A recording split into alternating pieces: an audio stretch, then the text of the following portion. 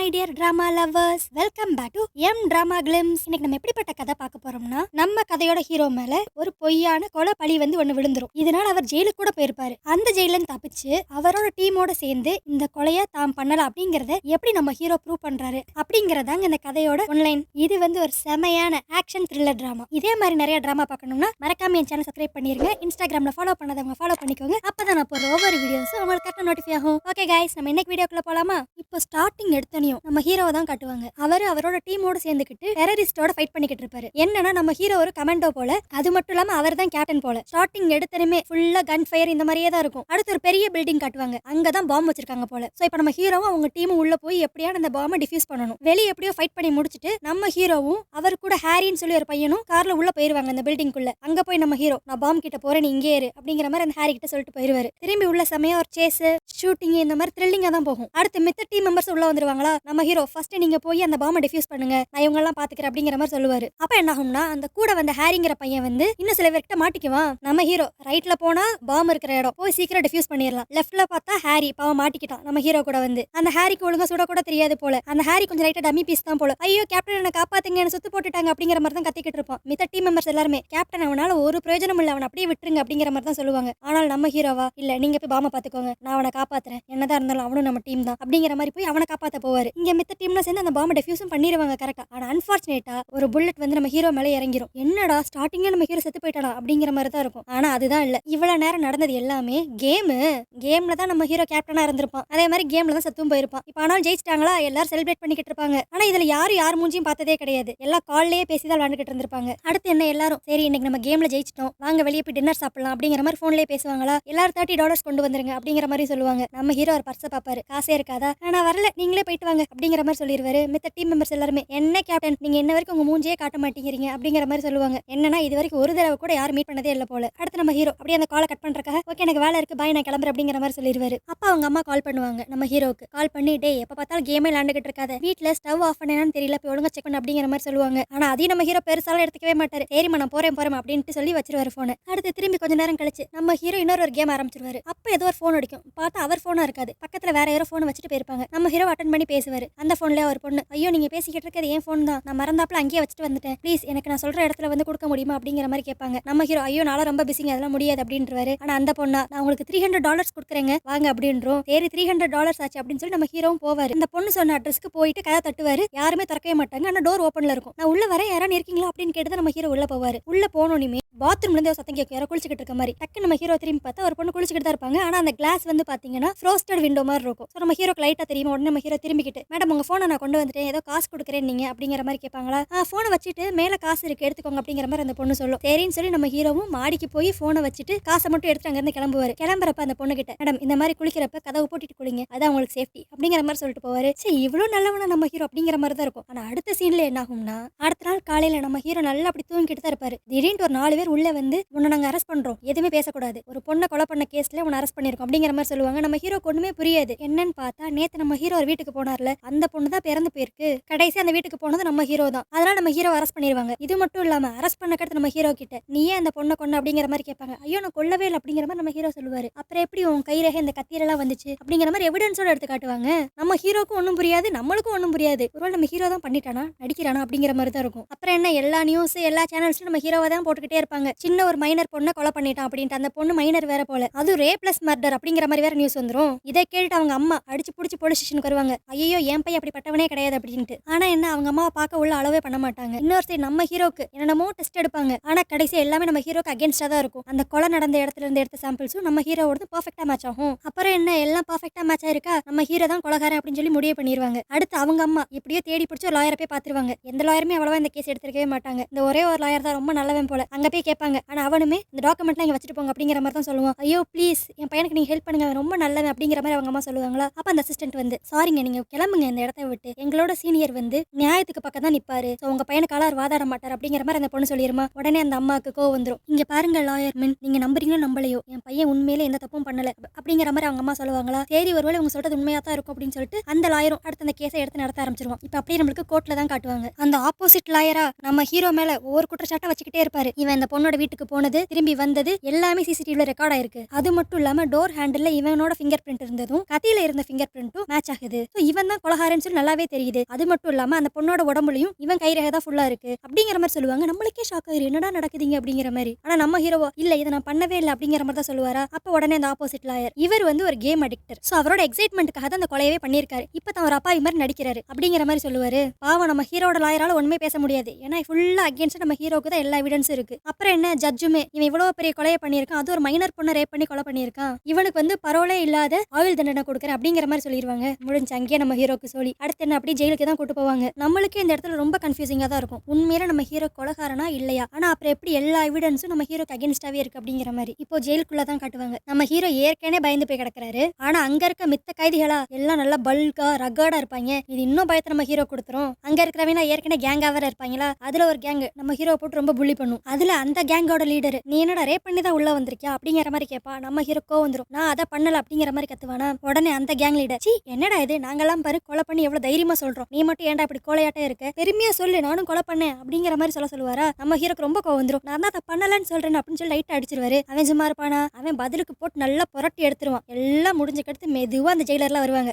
வந்து நம்ம ஹீரோவை தான் அடிச்சு இழுத்துட்டு போயிருவாங்க. நீ ரொம்ப துள்ளுற அப்படின்னு சொல்லிட்டு குட்டியா ஒரு இருட்டு ரூம்ல போட்டு அடைச்சு வச்சிருவாங்க நம்ம ஹீரோவை. இப்படியே கொஞ்ச நாள் போயிருமா, அடுத்ததான் நம்ம ஹீரோவை மித்த கைதியை கூட விடுவாங்களா. அப்போ 2 கைதிகள் வந்து நீ என்ன அந்த கேங் லீடர் அடிச்சிட்டியாமே, அவன் கிட்ட கொஞ்சம் உஷாராவே இரு, அவன் ரொம்ப கொடூரமானவன் அப்படிங்கிற மாதிரி சொல்லிட்டு இன்னும் ஒருத்தனை காட்டுவாங்க. அந்த இருக்கான் பாரு, அவன் தான் இங்க இருக்கிறதுலே கொடூரமானவன், அவன் ஒரு பொண்ணை கொலை பண்ணி சமைச்சு சாப்பிட்டுட்டான், அவன் கிட்ட கேர்ஃபுல்லா இரு அப்படிங்கிற மாதிரி சொல்லுவாங்க. நம்ம ஹீரோ சுத்தி பாப்பாரு. அவருக்கு ஏற்கனவே அவர் கதையிலே என்ன நடக்குதுன்னு சொல்லி புரியல. இதுல அந்த கேங் தலைவரை வேற நம்ம ஹீரோ அடிச்சிட்டாரா. அவன் சும்மா இருப்பான், அவன் எப்படா சான்ஸ் கிடைக்குன்னு சொல்லி பாத்துக்கிட்டே தான் இருப்பான். இதுல இன்னொரு பக்கம் அவங்க அம்மா மலன் கூட பார்க்காம அந்த கோர்ட் வாசல்லையே ஒரு பேனர் பிடிச்சு நிப்பாங்க. என் பையன் கண்டிப்பா அந்த கொலையை பண்ணல அப்படிங்கிற மாதிரி. ஆனாலும் என்ன ஒரு யூஸ் இருக்காது, மொத்த கொரியாவே இவங்களுக்கு அகேன்ஸ்டா தான் இருக்கும். அடுத்து இவங்க அம்மா நம்ம ஹீரோவை பாக்குறதுக்காக ஜெயிலுக்கு வந்திருப்பாங்க. ஆனா நம்ம ஹீரோக்கா அவங்க அம்மா ஃபேஸ் பண்றதுக்கே அவனுக்கு தைரியம் இருக்காது. ஏன்னா மூஞ்சி பூரா அடியும் வாங்கியிருக்கான், இப்படி ஒரு பேர் வேற வாங்கி வச்சிருக்கானா. ஆனாலும் அவங்க அம்மா நம்ம ஹீரோ ஃபுல்லா நம்புவாங்க. நம்ம ஹீரோக்கு அப்படி அழுக மட்டும்தான் வரும் இதை கேட்டாவே. அப்ப அவங்க அம்மா கூட அந்த லாயரும் சேர்ந்து தான் வந்திருப்பா. இப்ப அவங்க அம்மா சொல்லுவாங்க, எனக்கு ஒருத்தன் ஃபோன் பண்ணா, உங்க பையன் கொலகாரனே கிடையாது, என்கிட்ட அதுக்கான எவிடன்ஸ் இருக்கு அப்படிங்கிற மாதிரி சொல்லியிருக்கான், நான் அடுத்த வாரம் அவனை போய் மீட் பண்றேன், கண்டிப்பா அம்மா அவனை வெளியே எடுத்துட வேண்டாம் செல்லும் அப்படிங்கிற மாதிரி அவங்க அம்மா ரொம்ப ஸ்வீட்டா ரொம்ப பாசமா தான் நம்ம ஹீரோ கிட்ட பேசிக்கிட்டு இருப்பாங்க. ஏன்னா நம்ம ஹீரோ ஏற்கனவே ரொம்ப டிப்ரெஸ்ட் ஆயிருப்பாரு, நம்ம நல்லா சப்போர்ட்டிவா இருக்கும்னு சொல்லி அவங்க அம்மாவும் நினைச்சிருப்பாங்க. இப்போ நம்ம ஹீரோக்கு லைட்டா ஏதோ தைரியம் வந்த மாதிரி இருக்கும். அடுத்து இப்படியே கொஞ்ச நாள் நம்ம ஹீரோக்கு ஜெயிலே தான் வாழ்க்கை ஓடும். அங்கேயா நம்ம ஹீரோ போட்டு அடிக்கிறது இப்படியே தான் பண்ணிக்கிட்டு இருப்பாங்க. ஆனாலும் இருந்தாலும் சைட் வேஸ்ல நம்ம ஹீரோ அவருக்கு எனர்ஜி வேணும்னு சொல்லி நல்லா லபக் லபக்குன்னு சாப்பிடுறது, அப்பப்ப எக்ஸசைஸ் பண்றது, இந்த மாதிரியே தான் பண்ணிக்கிட்டு இருப்பாரு. அப்போ ஒரு நாள் ஒரு பொண்ணை கூட கொலை பண்ணி சமைச்சு சாப்பிட்டுட்டான் அப்படின்னு சொல்லி ஒரு ஜெயில் கைதி உள்ள இருப்பான்ல, அவன் வந்து நம்ம ஹீரோ கிட்ட பேசுவான். அவங்க உன்னை அடிக்கிறப்ப நான் பார்த்தேன், நீ அந்த அடியெல்லாம் பிளாக் பண்றத வச்சு நான் கண்டுபிடிச்சிட்டேன், நீ ஒரு அத்லட்டா தான் இருப்ப அப்படின்ட்டு. அது மட்டும் இல்லாம நீ கொலை பண்ணிருக்க வாய்ப்பே கிடையாது அப்படிங்கிற மாதிரி அவன் சொல்லுவானா. இப்பதான் நம்ம ஹீரோக்கு கொஞ்சமா நிம்மதியா இருக்கும். அப்பாடா ஒருத்தனால நம்ம நம்புறானே அப்படிங்கிற மாதிரி. அப்பதான் அவன் சொல்லுவான், இது எனக்கு மட்டும் இல்ல அவனுக்குமே கண்டிப்பா தெரிஞ்சிருக்கும், ஆனா நீ ஓட ஓட உன்னை டார்ச்சர் பண்ணிக்கிட்டே தான் இருப்பாங்க, நீ திரும்பி அடிச்சா மட்டும்தான் இதுக்கு ஒரு சொல்யூஷன் இருக்கும் அப்படிங்கிற மாதிரி சொல்லிட்டு போயிருவான். நம்ம ஹீரோ ஏற்கனவே லைட்டா ட்ரெயின் ஆகிக்கிட்டே தான் இருப்பாரு. கொஞ்சம் எக்ஸசைஸ் பண்றது, நல்லா ஹெல்தியா லபக் லபக்குன்னு சாப்பிடுறது, அப்பதானே இவங்க கூட மழுக்கட்டுறதுல எனர்ஜி வரும். நம்ம ஹீரோ அந்த கேங்ஸ்டரை நக்கலா கிராஸ் பண்ணி போவானா, பயமே இல்லாம. இதை பார்த்து நீ அவனுக்கு எரிச்சலாயிரும், திரும்ப ஒரு ஸ்கெட்ச் போட்டுருவான், இவனை அடிக்கணும்டா அப்படின்ட்டு. அப்படியே அவங்க கேங் மெம்பர்ஸ் எல்லாருக்கும் சிக்னல் கொடுத்து எல்லாரையும் கூப்பிட்டுருவானா. ஆனா நம்ம ஹீரோ ரொம்ப உஷார் பார்ட்டி, குட்டி அங்கங்க இருந்த பேப்பர் எடுத்து அதுவே ஒரு ஆரோ மாதிரி செஞ்சு நல்லா ஷார்ப் எட்ஜ் எல்லாம் வச்சு அவங்க வரப்ப நல்லா அடி வெளுத்து விடுவாரு. அந்த ஆரோ மாதிரி செஞ்சதை வச்சு தூரமா இருந்து ஏம் பண்ணி அடிப்பாரா. அது வந்து அவங்கள ஃபுல்லா ஃபோக்கஸ்டா சண்டை போட விடாத மாதிரி ஆக்கிருமா. இது நம்ம ஹீரோக்கு பிளஸ் ஆயிரும். சோ அவர் ஒளியே தாக்க அடிக்க இந்த மாதிரி அவரும் கொஞ்சம் நல்லா சண்டை போட்டுக்கிட்டு இருப்பாரு. இந்த சண்டையிலையா கடைசியில நம்ம ஹீரோ அந்த கேங் தலைவனை போட்டு நல்லா பொழந்து எடுத்து அவனை கீழே தள்ளி அவன் ஃபுல்லா மயக்கமாயிருவான். அந்நேரம் தான் ஜெயிலர் எல்லாருமே வருவாங்க. வந்து பார்த்தா நம்ம ஹீரோ அவ்வளோ பெரிய ஆளே அடிச்சு போட்டிருப்பான். எல்லாரும் ஷாக்கிங்கா பார்ப்பாங்க. அப்பதான் உன்னை பாக்குறக்கு யாரோ வந்திருக்காங்க அப்படிங்கிற மாதிரி நம்ம ஹீரோ கூட்டு போயிருவாங்களா. அங்க போய் பார்த்தா அவங்க அம்மா வந்திருக்க மாட்டாங்க, வெறும் லாயர் மட்டும் தான் வந்திருப்பாரு. அவர் வந்து சாரிப்பா, நான் எப்படியோ உன்னை பரோல்ல எடுத்துடலாம்னு சொல்லி தான் நினைச்சேன், ஆனா முடியல அப்படிங்கிற மாதிரி சொல்லுவான். நம்ம ஹீரோக்கு ஒண்ணுமே புரியாது, எங்க அம்மா வெங்க அப்படிங்கிற மாதிரி தான் கேட்பான். உங்க அம்மா சூசைட் பண்ணிக்கிட்டாங்க அப்படிங்கிற மாதிரி சொல்லிடுவான் அந்த லாயர். நம்ம ஹீரோவால இதை ஏத்துக்கவே முடியல. என்னங்க எப்படி சொல்றீங்க, 3 வாரத்துக்கு முன்னாடி வந்திருந்தப்ப கூட எங்க அம்மா எனக்கு தைரியம் சொல்லிட்டு போனாங்களே, அவங்க எப்படி இப்படி ஒரு முடிவு எடுத்தாங்க, யாரையும் மீட் பண்ண போறேன்னு வேற சொன்னாங்களே, அது என்னாச்சு அப்படிங்கிற மாதிரி கேட்பானா. அப்பதான் அந்த லாயர் சொல்லுவான், இல்லப்பா அது ஏதோ பிராங்க் கால் போல, அது பிராங்க் கால்னு தெரிஞ்சுக்கிட்டு தான் உங்க அம்மா தான் பையனை காப்பாற்றவே முடியாதுன்னு சொல்லி முடிவு பண்ணி இப்படி ஒரு முடிவுக்கு வந்துட்டாங்க அப்படிங்கிற மாதிரி அந்த லாயர் சொல்லுவான். அது மட்டும் இல்ல, இப்போ உனக்கு பரவலும் கிடைக்காதா, சோ கார்பரேஷன்ல இருந்தே உங்க அம்மா அடக்கம் பண்ணிடுவாங்க, உன்னால உங்க அம்மாவை பார்க்கவே முடியாது அப்படிங்கிற மாதிரி சொல்லுவான். நம்ம ஹீரோ ரொம்ப உடஞ்சு போயிருவாரு. நம்ம ஹீரோவே நொந்து போய் கிடக்குறாரு. இதுல அந்த கேங்ஸ்டர்ஸ் வேற திரும்பி எப்படியா நம்ம ஹீரோ அட்டாக் பண்ணணும்னு சொல்லி ஒரு பிளானை போட்டு ஜெயிலுக்குள்ளே ஒரு கலவர மாதிரி லைட்டா உண்டாக்கி நம்ம ஹீரோ கொல்லான்னு சொல்லி வருவான். அண்ணர் நம்ம ஹீரோவா டக்குன்னு திரும்பி அந்த தலைவன் மூஞ்சிலே ஒரு கோடு போட்டுருவா. அவன் அப்படியே வழியில சுருண்டு கீழே விழுந்துருவான். இதை பார்த்த ஜெயிலர் நம்ம ஹீரோ அடிக்க வருவானா. நம்ம ஹீரோ அந்த கேங்ஸ்டர் கிட்ட இருந்த கத்தியவே வாங்கி அவர் வயித்துல குத்திக்குவாரு. இவன் ஏன்டா இப்படி பண்ணா அப்படிங்கிற மாதிரி நம்மளுக்கே இருக்கும். அடுத்து என்ன, இப்ப அந்த கேங்கோட தலைவனுக்கும் சம அடி, நம்ம ஹீரோக்கும் சம அடி. இங்க உள்ள இருக்க ஹாஸ்பிட்டல் வச்சு ட்ரீட்மெண்ட் கொடுக்க முடியாது, அங்க வெளியே வெளியே கூட்டு போற அப்படின்னு சொல்லி வெளியே கூட்டு போவாங்க. இப்பதான் நம்மளுக்கு காட்டுவாங்க என்னன்னா, இந்த மாதிரி உனக்கு சிவியரா அடிபட்டுச்சுன்னா உனக்கு கண்டிப்பா வெளியே ட்ரீட் பண்ணிட்டு கூட்டு போவாங்க, அப்படி தப்பிச்சு ஓடிரு அப்படிங்கிற ஐடியாவை இவனுக்கு வந்து அந்த இன்னொரு ஒரு கொடூரமான ஜெயில் கைதி இருப்பான்ல, அவன் தான் அந்த ஐடியாவை கொடுத்துருப்பான். ஸோ இப்போ ட்ரீட்மெண்ட்டுக்காக வெளியே போறப்ப நம்ம ஹீரோ லைட்டா தான் குத்திருப்பாரு, ரொம்ப ஆழமா அவர் குத்திருக்க மாட்டாரு. அதனால அப்படியே கான்சியஸ்னஸ் வந்துருமா, அடுத்து அப்படியே எப்படியோ ஸ்ட்ரகிள் பண்ணி உள்ள சண்டெல்லாம் போட்டு எஸ்கேப் ஆகலாம் சொல்லி ட்ரை பண்ணுவாரு. ஆனால் டக்குன்ட்டு முன்னாடி இந்த ஜெயிலர் வந்து கன் எடுத்து நம்ம ஹீரோ கிட்ட பாயிண்ட் பண்ணிடுவான். அப்படியே நம்ம ஹீரோ விட மாட்டாரு. ஒரு கை கலப்பு ஒண்ணாங்க ஆகுமா, அப்படியே வேனே அந்த இடத்துல சாஞ்சிரும். அப்புறம் என்ன, அந்த ஜெயிலர் கிட்ட இருந்த சாவியை எப்படியே நம்ம ஹீரோ ஆட்டையை போட்டு அவர் ஹேண்ட் கஃபை மட்டும் கழட்டிக்குவாரு. எல்லா ஜெயிலருக்கும் அடிபட்டுருமா, இதே சாக்க வச்சு நம்ம ஹீரோ அடிப்பட்ட உடம்போட அவர் அப்படி தப்பிச்சு ஓடிடுவார் அங்க இருந்து. இப்ப நம்ம ஹீரோ தப்பிச்சிட்டான் அப்படிங்கிற நியூஸ் வந்து ஃபுல் கொரியாவுக்கும் பரவிடும். எல்லா இடத்துலயும் பலத்த பாதுகாப்பு இருக்கும், ரொம்ப செக்கிங் இருக்கும். நம்ம ஹீரோ இதெல்லாம் தாண்டி காட்டுக்குள்ளேயே ஓடி மலைக்கு மேலேயே ஓடி எப்படியோ கொஞ்ச நாள் எஸ்கேப் ஆகிட்டு இருப்பாரு. ஆனா இப்படியே இருக்க முடியாது, இதுல அடுத்து என்ன பண்ணலாம் அப்படின்னு யோசிக்கிறப்பதான் ஒரு நாள் ஒரு கார் ஒண்ணு பாப்பாரு. அது வந்து லைட்டா பிரேக் டவுன் ஆகி ரோட்ல நின்னுக்கிட்டு இருக்கும். ஆனா அவங்க வந்து வெளியூர்காரங்க போல, அவங்களுக்கு இந்த நியூஸே சரியா எதுவுமே தெரியல. அவங்களுக்கு போய் நம்ம ஹீரோ அப்படியே ஹெல்ப் பண்ணிக்கிட்டு அவங்க கூட ஏறி ஏர்போர்ட் வரைக்கும் போயிருவாரு. ஆனா போற வழியில நிறைய செக்கிங் இருக்கும் தான். ஆனா அந்த முன்னாடி இருக்க 2 பேர் வந்து வெளியூர்காரங்களா, சோ இவங்கள மட்டும் தான் போலீஸ் பாத்துருக்கும், பின்னாடி உட்காந்துருந்து நம்ம ஹீரோ பாத்துருக்கவே மாட்டாங்க. சோ இதை வச்சு அப்படி எஸ்கேப் ஆகி ஏர்போர்ட் வரைக்கும் நம்ம ஹீரோ போயிருவாரு. அங்க போனக்கடுத்து அவங்க 2 பேரும் அங்க ஃபாரின் போயிட்டு திரும்பி வரதுக்கு ரொம்ப நாள் ஆகும், ரொம்ப மாசம் கூட ஆகும். அது வரைக்கும் இந்த வண்டி நீ வச்சிருப்பா, நீ பெரிய ஹெல்ப் பண்ணிருக்க இந்த வண்டியை சரி பண்ணி கொடுத்து, அதனால இந்த வண்டி நீ வச்சிருக்கதான் கரெக்ட் அப்படிங்கிற மாதிரி ஒரு பழைய வண்டி தான் அது. அதை நம்ம ஹீரோ கிட்ட கொடுத்துருவாங்களா. இப்ப எதுவுமே இல்லாம இருந்ததுக்கு இந்த வண்டியே ஓகே அப்படிங்கிறப்ப நம்ம ஹீரோ வாங்கி வச்சுக்குவாரு. அடுத்து அப்படியே நம்ம ஹீரோவோட லாயர் ஆஃபீஸ்ல தான் காட்டுவாங்க. அந்த லாயர் அப்படியே ஆஃபீஸ்க்குள்ள வரப்ப பாப்பான், ஏதோ வித்தியாசமா இருக்கே அப்படின்ட்டு பார்த்தா அந்த இடத்துல நம்ம ஹீரோ இருப்பாரு. அவனும் வார்ன் பண்ணுவான், நீ தப்பிச்சது ரொம்ப தப்பு, சரண்டர் ஆயிரு, நம்ம எப்படியான்னு போராடி உன்னை வெளியே எடுத்துடலாம் அப்படின்ட்டு. ஆனா நம்ம ஹீரோவா, எனக்கு யார்கிட்ட போய் ஹெல்ப் கேட்கறனே தெரியல, உண்மையில நான் இந்த கொலையை பண்ணவே இல்லை, யாரோ என்ன ஃப்ரேம் பண்ணிருக்காங்க, நீங்க தான் ஹெல்ப் பண்ணணும் அப்படிங்கிற மாதிரி சொல்லுவான். சரின்னு சொல்லி இந்த லாயரும் சரி நீ உட்காரு, நான் போய் டீ போட்டு வரேன் அப்படிங்கிற மாதிரி சொல்லிட்டு போய் போலீஸ்க்கு கூப்பிட்டுருவான். அவன் இது தெரியாம ரிலாக்ஸா நம்ம ஹீரோ உட்காந்துருப்பாரு. அப்ப அந்த லாயர் வந்து அவங்க அம்மாவோட ஒரு செயின் வந்து கொடுத்துருப்பான். இது உங்க அம்மாவோடது, கடைசி அவங்க போட்டிருந்த செயின் இதுதான், சோ கார்பரேஷன்ல இருந்து கொடுத்திருந்தாங்க, இது உனக்கு தான் சேரணும் அப்படின்னு சொல்லி கொடுத்துருவானா. நம்ம ஹீரோ இதை பார்த்து நீ ரொம்ப சென்டிமெண்டலா ஃபீல் ஆகிட்டு இருப்பாரு. அப்ப சுத்தி போலீஸ் சைரன் சத்தம் எல்லாமே கேட்குமா, நம்ம ஹீரோ உஷாராயிருவான். அந்த லாயர் எவ்வளவு எடுத்து சொல்ல பாப்பான், ஏய் நீ சரண்டர் ஆயிரு அதான் நல்லது அப்படின்ட்டு. ஆனால் நம்ம ஹீரோ போலீஸ் வரதுக்கு முன்னாடி அங்க இருந்து ஸ்மூதா எஸ்கேப் ஆயிருவாரு. அடுத்து நம்ம ஹீரோ அங்க இருந்து ஒரு நெட் சென்டருக்கு தான் வருவாரு. அங்க போய் இவரை பத்தின நியூஸ் எல்லாம் ஃபுல்லா தெளிவா பாப்பாரு. அது மட்டும் இல்லாம இவர் மெயில் எல்லாத்தையும் ஃபுல்லா செக் பண்ணுவாரு. அப்போ இவர் கூட அப்போ விளையாடுற அந்த ஹாரிஷ்ங்கிற ஒரு பையன் வந்து ஒரு மெயில் ஒன்று நம்ம ஹீரோக்கு அனுப்பிச்சிருப்பான். அதை ஓப்பன் பண்ணி பார்த்தா இந்த கொலையை பத்தின ஏதோ ஒரு எவிடன்ஸ் வந்து அவன் அனுப்பிச்சிருப்பான். என்னன்னா நம்ம ஹீரோ அந்த பொண்ணு வீட்டுக்கு போனதும் வெளியே வந்த டைமிங்கும் கால்குலேட் பண்ணி பார்த்தா வெறும் 3 நிமிஷம் தான். அதே மாதிரி நம்ம ஹீரோ போனதுக்கு முன்னாடி என்னாச்சு, வந்த கடத்து என்னாச்சு அப்படிங்கிற எந்த ஃபுட்டேஜுமே இருக்காது. இதெல்லாம் ஏன் போலீஸ் விசாரிக்கல அப்படிங்கிற மாதிரி ஒரு வீடியோ மாதிரி மேக் பண்ணி நம்ம ஹீரோக்கு அனுப்பிச்சிருப்பான். அது மட்டும் இல்லாம அந்த இறந்து போன பொண்ணு, நம்ம ஹீரோ அந்த பொண்ணை கொன்னுட்டாரு அப்படின்னு இவங்க சொன்ன டேட்டுக்கு ஒரு 2 நாளைக்கு முன்னாடி அந்த பொண்ணு ஒரு பப்புக்கு போயிருக்கும். அப்போ ஒரு பையன் வந்து அந்த பொண்ணை எங்கேயோ கூட்டு போற மாதிரி ஒரு ஃபுட்டேஜ் இருக்கும். இந்த பையன் யாரு, இதே யாரும் விசாரிக்கவே இல்லை அப்படிங்கிற மாதிரி அந்த ஹாரிஷ் வந்து ஒரு வீடியோ மேக் பண்ணி நம்ம ஹீரோக்கு அனுப்பிச்சிருப்பான். இப்போ இது எல்லாத்தையும் நம்ம ஹீரோ பார்த்துக்கிட்டு இருப்பாரா. அப்போ வந்து அந்த நெட் சென்டரோட மேனேஜர் நம்ம ஹீரோ நோட் பண்ணி போலீஸ்க்கு கால் பண்ண போவான். ஆனா நம்ம ஹீரோவா இதை எப்படியோ கெஸ் பண்ணி அந்த போன் அங்க இருந்து பிச்சு போட்டு ஓடிடுவாரு. அது மட்டும் இல்லாம நம்ம ஹீரோ கடைசி அந்த நெட் சென்டர்ல அவர் மெயில லாகின் பண்ணது வந்து அந்த ஹாரிஷ்க்கு தெரிஞ்சிருக்கும். நீங்க இந்த ரெஸ்டாரண்ட்டுக்கு வாங்க அப்படிங்கிற மாதிரி ஒரு மெசேஜும் அனுப்பிச்சு விட்டுருப்பான். இப்போ அந்த ரெஸ்டாரண்ட்டுக்கு நம்ம ஹீரோ போவாரு. சரி இவன் தான் ஹெல்ப் பண்ணுவான் நம்மளுக்கு அப்படின்ட்டு. அங்க போய் பார்த்தா வந்த படாவே இருக்காது, அந்த இடமே கொஞ்சம் வியர்டா இருக்குமா.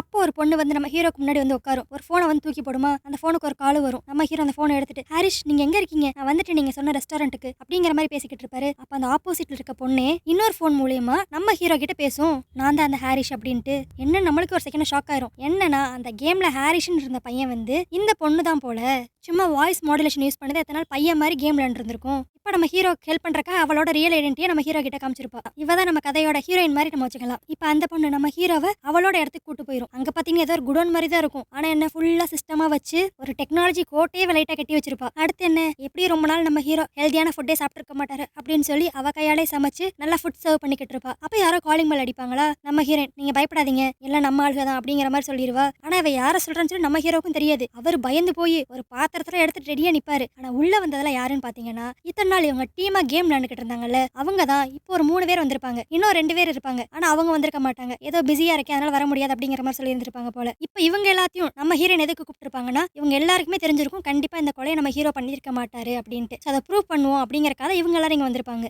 ஆக்சுவலி இவங்க டீம் மெம்பர்ஸ் எல்லாம் பாத்தீங்கன்னா கொஞ்சம் ஃபன்னியா தான் இருப்பாங்க. ஆனா எல்லாருமே மூலக்காரனுங்க, நல்லா டெக்னாலஜியை கரைச்சு குடிச்சு வச்சிருந்திருப்பாங்க. நம்ம ஹீரோவும் இதுல நீங்க இன்வால்வ் ஆகாதீங்க, நானே இதை பாத்துக்கிறேன் அப்படிங்கிற மாதிரி சொல்லுவாரு. சொல்லுவாரு. ஆனால் அவங்களா ஜி நம்ம எல்லாம் ஒரே டீம் ஜி, உங்களுக்கா செய்யாம நாங்க வேற யாருக்கா செய்ய போறோம் அப்படிங்கிற மாதிரி எல்லாம் ஒண்ணு கூடிடுவாங்க. அடுத்து இப்ப நம்ம ஹீரோயின் அப்படி இப்படின்னு தேடி ஒரு இன்ஃபர்மேஷன் ஒன்று கலெக்ட் பண்ணிருப்பாங்க. என்னன்னா இதே மாதிரி நிறைய கொலை கேஸ் இவங்க ஊர்ல நடந்திருக்கும். அதுல எல்லாத்தையுமே அந்த கொலைகாரனை 1 மணி நேரத்துல பிடிச்சிருப்பாங்க. அதே மாதிரி அதுல கிடைச்ச எவிடன்ஸ் எல்லாமே ஏதோ எக்ஸிபிஷன்ல வச்ச மாதிரி கரெக்டா எந்தெந்த இடத்துல இருக்கணுமோ அந்தந்த இடத்துல இருந்திருக்கும். ஆனா எப்பயுமே ஒருத்தன் கொலை பண்ணிட்டானா அந்த தடயங்களை அழிக்கணும்னு தான் பாப்பா. ஆனா இந்த கேசஸ் எல்லாம் பாத்தீங்கன்னா அந்த தடயத்தை அப்படியே ஈஸியா வந்து போலீஸ் கண்டுபிடிக்கட்டும் அப்படிங்கிற மாதிரி வச்சுட்டு போன மாதிரியே இருக்கும். நம்ம ஹீரோவோட கேஸ்லயும் அதான் நடந்திருக்கு அப்படிங்கிற மாதிரி இங்க அந்த ஹீரோயின் சொல்லிக்கிட்டு இருப்பாங்க. அது மட்டும் இல்லாம நம்ம ஹீரோ அன்னைக்கு அந்த பொண்ணு வீட்டுக்கு போனப்ப தூரத்துல ஒரு ட்ரக் ஒன்று நின்றுருக்கும். அது 1 மணி நேரமா அங்கதான் நின்று இருந்திருக்கும். இதை வந்து ஒரு சிசிடிவி ஃபுட்டேஜ்ல நம்ம ஹீரோயின் பாத்திருப்பாங்க. அப்போ நம்ம ஹீரோட டீம்ல இருந்து ஒருத்தன் கேட்பான், அப்ப இதே மாதிரி ஏதாவது ட்ரக் மித்த கொலைகள் நடந்த இடத்துல இருக்கான்னு சொல்லி பாரு அப்படின்ட்டு. பார்த்தா இவங்க சந்தேகப்பட்ட எல்லா கேஸ்லயுமே இதே மாதிரி ஒரு ட்ரக் ஒன்று நின்றுருக்கும். அப்புறம் என்ன, அந்த ட்ரக்கோட அட்ரஸ் எப்படியே கண்டுபிடிச்சிருவாங்க. அந்த ட்ரக் எங்க இருந்து வந்திருக்கும்னா ஊருக்கு வெளியே இருக்கிற ஒரு ஜங்க் யார்ட்ல இருந்து தான். அடுத்து இப்ப நம்ம ஹீரோவும் அவனோட டீம்ல இருக்கிற ஒருத்தவனும் சேர்ந்து அந்த ஜங்க் யார்டுக்கு போவாங்களா. அங்க பார்த்தா ஒரு 4 பேர் அப்படி கோட் சூட் எல்லாம் போட்டுட்டு ஒரு கார்ல ஏறி போவாங்க. இப்ப நம்ம ஹீரோ மட்டும் அந்த 4 பேரை ஃபாலோ பண்ணி போவான். என் ஃப்ரெண்ட் அங்கேயே இருக்க சொல்லியிருப்பான். இப்ப அந்த கார்ல போனவங்க ஒரு பெரிய பங்களாக்குள்ள போய் ஒரு பெரிய கிட்டார் பாக்ஸ் மாதிரி ஒன்று எடுத்துட்டு வெளியே வருவாங்க. நம்ம ஹீரோ சரி இவங்க திரும்பி ஃபர்தரா ஃபாலோ பண்ணலாம் அப்படின்னு சொல்லி நினைக்கிறப்ப ஒரு ட்ரக் வேகமா வந்து நிற்கும். அந்த ட்ரக்ல இருந்து 4-5 டெக்னீஷியன்ஸ் இன்ஜினியர்ஸ் அப்படிங்கிற மாதிரி நிறைய பேர் இறங்கி அந்த பங்களா வீட்டுக்குள்ள போய் அந்த பங்களாவே அப்படி ரீமாடல் பண்ணுவாங்க, ஃப்ரெஷ்ஷா க்ளீன் பண்ணி அந்த மாதிரி. இதை வந்து நம்ம ஹீரோ வந்து அவர் போன்ல வீடியோ எடுத்து வச்சுக்குவாரு. அடுத்து இன்னொரு பக்கம் அந்த ஜங்க் யார்ட்ல இருந்து அந்த ஃப்ரெண்ட் ஃபோன் பண்ணுவான். அந்த கார்ல போனவங்க இப்ப வந்துட்டாங்க, ஆனா இப்ப கெட்டப் சேஞ்ச் பண்ணி அந்த ட்ரக்கை டெலிவரி பண்ற ட்ரக் மாதிரி மாத்துறாங்க.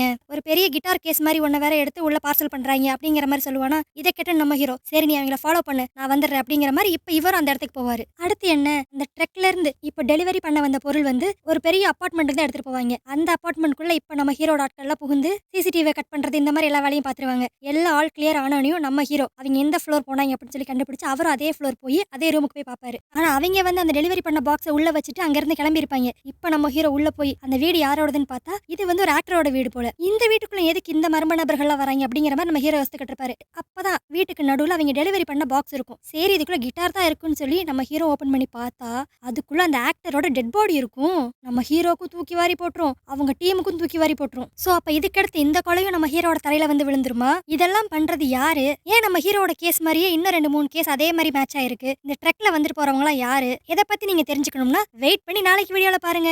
நாளைக்கு நான் போட போற வீடியோ உங்களுக்கு கரெக்டா நோட்டிஃபை ஆகணும்னா மறக்காம என் சேனலை சப்ஸ்கிரைப் பண்ணிருங்க. அப்பதான் நான் போற ஒவ்வொரு வீடியோஸும் உங்களுக்கு கரெக்டா நோட்டிஃபை ஆகும். ஓகே கைஸ், நாளைக்கு வீடியோல உங்களை பாக்குறேன். அது வரைக்கும் பாய்.